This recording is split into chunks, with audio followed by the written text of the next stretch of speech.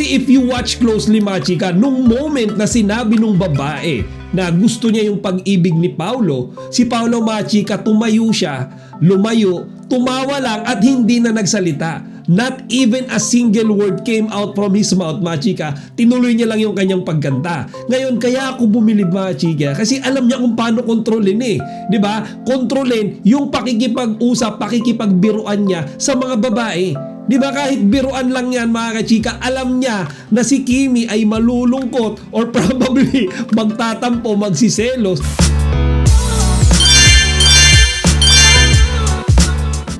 Magandang araw mga chika, Rigel po ulit, ang Chika Patrol. Bago tayo magsimula mga chika, gusto ko munang i-shout out yung aking most loyal viewer na si Madam Esther Tatoy. Most of the time siya yung pinaka nauunang manood at mag-comment tuwing ako ay nagpa-publish ng video. Dahil Friday ngayon mga chika ay hindi pwedeng mawala ang content ko about sa pinakamamahal nating Kim Pao. Alam niyo naman mga chika, medyo toxic ngayon ang mga usapin sa showbiz at etong Kim Pao lang mga chika yung nagbibigay ng good vibes sa ating lahat.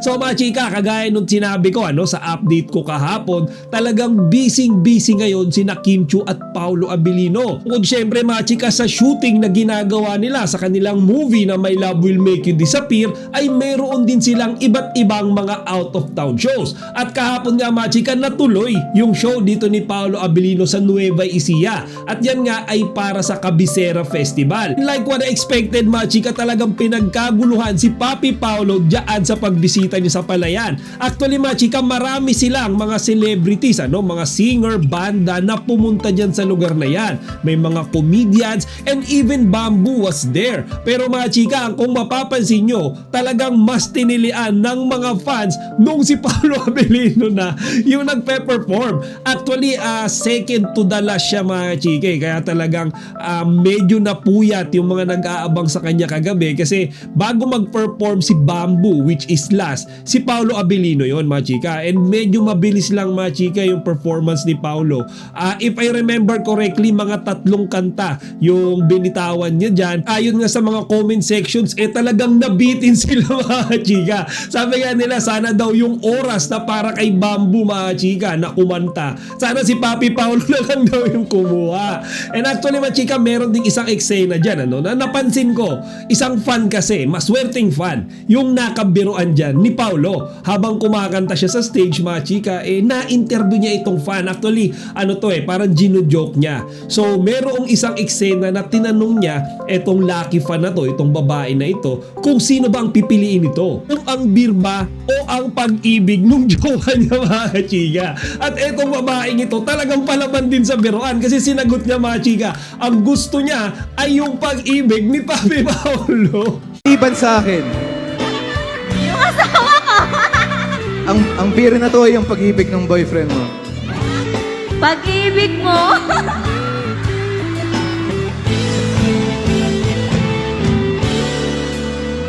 Ngayon si Papi Paolo mga chika, sobrang bumilib ako sa kanya dyan sa part na yan Kasi if you watch closely mga chika, nung moment na sinabi nung babae na gusto niya yung pag-ibig ni Paulo, si Paulo mga chika, tumayo siya, lumayo, tumawa lang at hindi na nagsalita. Not even a single word came out from his mouth mga chika. Tinuloy niya lang yung kanyang pagkanta. Ngayon kaya ako bumilib mga chika kasi alam niya kung paano kontrolin eh. 'Di ba? Kontrolin yung pakikipag-usap, pakikipagbiruan niya sa mga babae. 'Di ba kahit biruan lang yan mga kachika, alam niya na si Kimi ay malulungkot or probably magtatampo, magsiselos kapag siya mga chika ay nakikipagbiruan or alam niyo yun, inaakit ng ibang mga girls sa kanyang mga out of town shows. Before mga chika, ang natatandaan ko, there's this one time na nag-guest si Paolo sa isang fashion show kung saan hinarana niya yung mga beauty queens na naroroon.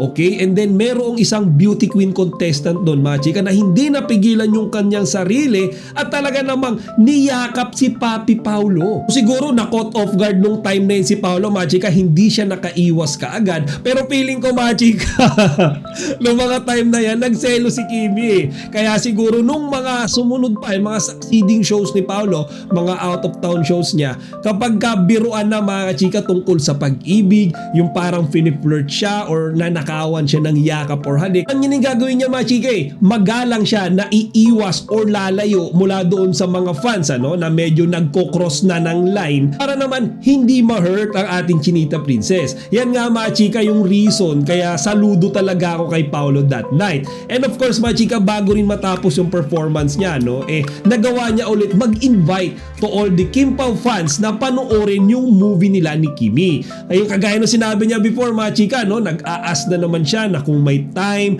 and extra money yung mga fans, sana daw panoorin yung kanilang movie na My Love Will Make You Disappear. And again, sasagutin ulit natin si Papi Paolo na kahit wala tayong pera at time gagawa tayo ng paraan para mapanood yung movie nila.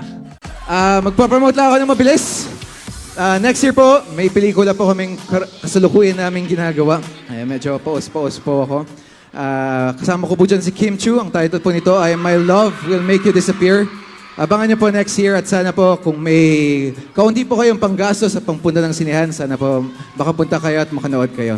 I'm sure hindi kayo madi-disappoint. Maraming salamat. Thank you. Ako chika, in-invite ko na lahat ng miyembro ng aking pamilya para sabay-sabay naming panoorin yung most awaited Kim Pao movie na yan. And from Paolo mga chika, jump naman tayo sa naging performance ni Kimi dito sa Bel Air Makati Christmas Party. Actually mga kachika, ako hindi ko nabalita ito kahapon sa Kim Pao update ko. Kasi to be honest mga chika, hindi ako aware dito sa magiging guesting ni Kim Chu. Actually kasama pa nga yung kanyang bestie na si Darren dito nga sa Christmas party ng Bel Air. Wala akong nakita before mga chika ng mga posters or mga posts sa social media. I don't know if you saw one, pero ako mga chika wala. So dito nga mga chika kumanta at sumayaw ang ating Chinita Princess. Though kasama niya si Darren mga chika dyan sa event na yan, hindi naman sila nakapag-perform ng sabay. Kung baka kanya-kanya sila ng performance. And maikli lang din mga chika yung naging performance ni Kimi. I think if I remember correctly, 2 or 3